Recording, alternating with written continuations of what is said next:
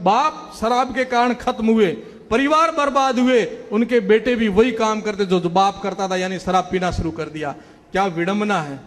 बहन बेटियां तड़पती है, दिन भर देखती है कि हमारे ठाकुर साहब बना आएंगे शाम को और हम साथ में परिवार में बैठ करके घर गृहस्थी की बातें करेंगे, प्रेम से एक दूसरे से बातें करेंगे। बना तो टूल होके आते हैं, सीधी गाड़ियां निकालते हैं, उसका जीना नरक कर देते हैं। क्या है हाल। देखो अपने गांवों को, देखो अपने परिवारों को, देखो अपने समाज को।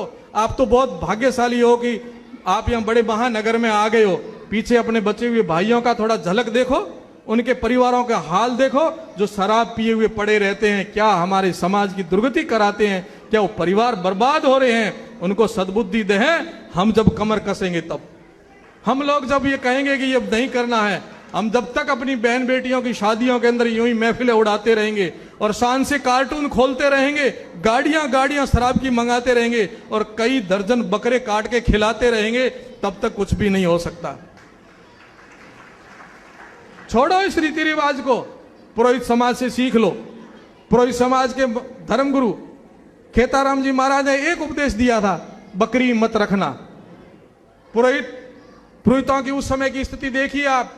जो खेताराम जी महाराज का पदार्पण नहीं हुआ था, उससे पहले पुरोहितों की आर्थिक स्थिति क्या थी, सामाजिक स्थिति क्या थी। और केवल मात्र खेताराम जी महाराज ने एक ही सूत्र दिया कि अपने को ब्राह्मण जीवन जीना है और बकरी नहीं पालना। उसके बाद पुरोहितों के जीवन को देखो कितने ऊपर आगे बढ़े हैं।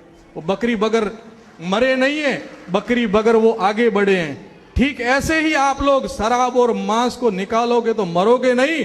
जैसे ही शराब और मांस आपके परिवार में से निकलेगा, ऐसे आप आगे बढ़ोगे।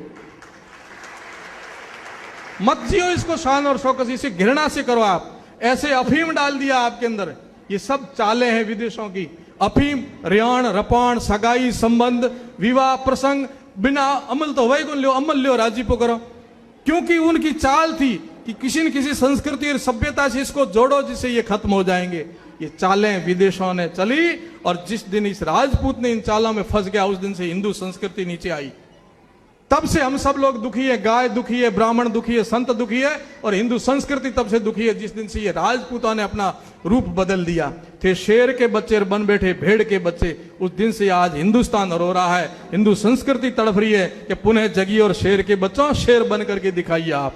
वो आपके अंदर है गुण, हम जानते हैं, हम जानते हैं आपके खून के अंदर वो गुण है। आपकी जो बोतल है, एक गंदी बोतल में जो खून है उसको निकाल करके हम एक कलश में डालना चाहते हैं।